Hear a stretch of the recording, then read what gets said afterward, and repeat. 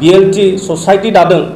किन्तु बिथांमोनाबो रिहेबिलिटेसन होनो हानायखौ जों नुवाखै। मोनथिगौ गासिबो मोनथिखागौ बेखौ जे जोंनि इस्युसफोरा गासिबो सरकारजों थानानै मावनानै खामानिफोरखौ जाफुंसार होनाय। बिटिआर सुक्तिनि 9 दफानि 9.2 बायदि बहाय स्पष्ट भाषा लिरनाय दं जे एनडिएफबिनि साफ्रोमबो केडार्स साफ्रोमबो लिडार्स साफ्रोमबो मेम्बार्स बिथांमोननो रिहेबिलिटेसननि बाथ्रा बहाय लिरनाय दं आरो साखरि बाखरिनि बाथ्रा बहाय लिरनाय दं। मानो होनना बुङोब्ला जोङो नुनो मोनदों जे जेब्ला 2003 आव BLTआ जेब्ला सारेन्डार जाखांनायनि उनाव बिथांमोना जि एक्स BLT वेलफेयार एसोसिएशन मोनसे जेब्ला दाबाय आरो जोङो नुनो मोनदों जे दिनैहालागिबो जे सारेन्डार BLT जाय बिथांमोना एक्स वेलफेयार BLT ससाइटि दादों किन्तु बिथांमोनाबो रिहेबिलिटेसन होनो हानायखौ जों नुवाखै। फैबाय थानाय जि बिसायख'थि आरो बे बिसायख'थियाव बिथांमोना गोख्रों भाबै बेबायदि आग भाग लागोन आरो लाखांनायनि उनाव जेब्ला जोंनि सरकार फैगोन जोंनि जेब्ला बिटिआर सरकारा UPPL दोलोनि आखायाव फैगोन आरो बेखिनि टाइमावनो रिहेबिलिटेसननि बाथ्रायाबो बिथांमोननि जागोन आरो साखरि बाखरिनि बाथ्रा गासैबो बहायनो सरजाबनानै थागोन। बिथांमोननिनो सरकार 17 बोसोर दंमोन आरो बिथांमोननिनो भाइस प्रेसिडेन्ट बै समनि सिमां ब्रह्म अर्थात चन्दन ब्रह्म बिथाङा भाइस प्रेसिडेन्टमोन BLTनि आरो खाम्फा बरगयारी बिथाङा इनफरमेशन एन्ड पाब्लिसिटि सेक्रेटारिमोन BLTनि बिथांमोना लं इयार्स माने मोनसे पलिटिकेल गभर्नमेन्टआव थासेयावबो जिहेतु मोनसे एक्स BLT एसोसिएशन बा वेलफेयार ससाइटिनि दारै जि माने रिहेबिलिटेसन होनाय बाथ्राखौ जोङो नुनो मोनाखै आरो बिनिखायनो जोङो सान्दों जे सामाजिक भावे जि माने फर्मार NDFB एबा सारेन्डार NDFB बेबायदि नामाकरण जों जुदि खालामना दोनोब्ला दिनै जोङो बिथांमोननो प्रत्येकटा जिल्लायावनो प्रत्येकटा ओनसोलावनो नोगोरावनो जोङो अफिस बा कार्यालय बेबायदि बा थावनि बेबायदि जोङो बानायनानै होनो गोनां गोलैयो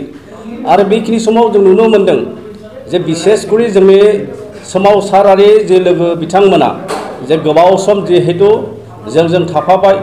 आरो बर' रायजो राजानि थाखाय जि बिटिआर मोनसे मोजां सुक्ति खालामनानै दिनै रायजोनि गेजेराव लाबोना होफैनो हादों आरो बिथांमोननि जि सेक्रिफाइस बे सेक्रिफाइसआ जाहाथे ओरैनो थाङा आरो बेनिखायनो गभर्नमेन्ट अफ इन्डिया आरो गभर्नमेन्ट अफ आसाम आरो जि बिटिआर सुक्तिनि 9 दफानि 9.2 बायदि बहाय स्पष्ट भाषा लिरनाय दं जे एनडिएफबिनि साफ्रोमबो केडार्स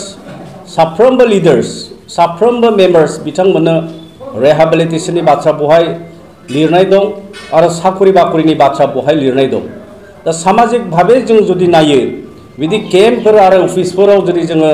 दोनोब्ला बिथांमोननि भबिष्यतखौ जोङो खोमसियाव जानाय जों बेबायदि नुनो मोनदों। मानो होनना बुङोब्ला जि समाव बिथांमोना गावनि न'खराव थानांगौ गावनि गथ' गथायजों थांनांगौ गावनि समाजजों थांनांगौनि बेलायाव बिथांमोना बैफोरबादि फर्मार NDFB बा एक्स NDFBनि मावखुलिफोराव फैनानै ओरैनो जेबो खामानि गैयाब्लानो बिथांमोना ओरैनो थायो आरो थानायखौ जों नुनो मोनदों। सामाजिक भावे मोजां खामानि मावनाय मोजां हाबाफारि मावनायखौ जों नुनो मोनाखै आरो बिनिखायनो NDFB हिसाबै जि जोंनि नेशनेल काउन्सिलनि जि डिसिसन आरो बे नेशनेल काउन्सिलनि जि डिसिसन जि दैमु NGO दानायनि जि बाथ्रा बेखौ नोजोर होनानै जोङो थाबैनो बेखौ मोनसे फुल फर्माव लाबोनायनि बेबस्थाखौ जों खालामगासिनो दं आरो बिनिखायनो साफ्रोम NDFBनि दैदेनगिरिजों लोगोसे आरो NDFBनि मावथि लोगो बिथांमोनजों लोगोसे जि फाउन्डेसन जों दानो थांगासिनो दं जाहाथे बिथांमोनाबो आग भाग लायो। जों नुनो मोनदों जे एक्स NDFB एक्स BLTनि बहाय नामाकरणल'सो जायो नाथाय खामानि दामानि बेबायदि जाया। जाखिनि हाबाफारि जाखिनि रिहेबिलिटेसन जाखिनि साखरि बाखरिनि बाथ्रा बियो स्पष्ट जोंनि बिटिआर एग्रिमेन्टआव लिरनाय दं आरो बेखौनो नोजोर होनानै जोंनि दैदेनगिरि बिथांमोना दाखालिसो आसामनि चिफ मिनिस्टार बिथां सर्बानन्द सन'वालखौ लोगो हमनानै बुंहैदों जे गोख्रैनो थाबैनो जोंनि केडार्सफोरनि जि रिहेबिलिटेसन आरो केसनि जि बाथ्रा बेखौ उइथड्र खालामनांगौ आरो जे एक्स ग्रेसिया मोननो गोनां जि रां रुफा जोङो भारत सरकारनिफ्राय मोननो गोनां बेखौ थाबैनो होनांगौ बेबायदि जोङो दाबि दैखांदों। दा बेखिनि समाव जोङो बुंगोन जे मैया दाखालि सानैसो सुबिदाबादि जे दैदेनगिरि बिथांमोन जों बुंदों जे 17 बोसोर जिहेतु BPF नि जे गभर्नमेन्ट आरो सिमां ब्रह्म चन्दन ब्रह्म होननानै जाय बिथांखौ बुङो बिथाङा मोनसे समाव BLT नि भाइस प्रेसिडेन्टमोन आरो बिथाङा केबिनेट मिनिस्टार WPT नि मिनिस्टार बिथांमोननि जे BLT नि एक्स BLT नि जे काडार आरो मेम्बारफोरनि जे रिहेबिलिटेसननि बाथ्रा बेखौ बिथाङा फार्स्ट नायग्रोथों आरो बिनि उनाव अन्य जे सारेन्डार गुबुन गुबुन माने सारेन्डार अर्गानाइजेशन्सफोरनि जे केडार्सफोरनि बाथ्राखौ बिथाङा सिन्था सरसा खालामदों आरो बेखिनि समावनो बुंगोन जे NDFB नि साफ्रोम माने जे काडार्स जाय बिथांमोना जोंजों खैफोद आफोद दुखु सुखु समाव जोंजों थाफादों बिथांमोना गासैबो UPPL दल जाय राजनीतिक माने हान्जा आरो बे राजनीतिक हान्जायावनो बिथांमोना अन्तर्भुक्त खालामनानै फैबाय थानाय जे बिसायख'थि आरो बे बिसायख'थियाव बिथांमोना गोख्रों भाबे बेबायदि आग भाग लागोन आरो लाखांनायनि उनाव जेब्ला जोंनि सरकार फैगोन जोंनि जेब्ला BTR सरकारा UPPL दलनि आखायाव फैगोन आरो बेखिनि टाइमावनो रिहेबिलिटेसननि बाथ्रायाबो बिथांमोननि जागोन आरो साख्रि बाख्रिनि बाथ्रा गासैबो बहायनो सरजाबनानै थागोन बेनिखायनो मोनसे समनि NDFB नि दैदेनगिरि हिसाबै खावलायदों गासैबो फेक्शन्सनि केडार बिथांमोना जाहाथे खुब धैर्य सहकारे जी माने BTR नि जे एग्रीमेंट बे एग्रीमेंटखौ टू द प्रपर वे जाहाथे जों इमप्लिमेंट खालामलांनो हायो कार्यकरि खालामलांनो हायो एक्जिक्यूट खालामलांनो हायो आरो बिथांमोना बिनिखायनो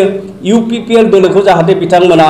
योगदान खालामनानै आरो फैबाय थानाय बिसायख'थियाव जाहाथे बिथांमोना रायजो राजानि गेजेराव हाबनानै मोनसे परिबर्तननि स्वार्थआव बिथांमोननि रिहेबिलिटेसननि स्वार्थआव बिथांमोननि साख्रि बाख्रिनि स्वार्थआव गासै रायजो राजानि उन्नतिनि स्वार्थआव जाहाथे बिथांमोना UPPL दलखौनो सापर्ट खालामगोन बेखिनि बाथ्राखौनो नोंथांमोननि मिडियानि दारै बुंनानै आङो फोजोबबाय गोजोन्थों।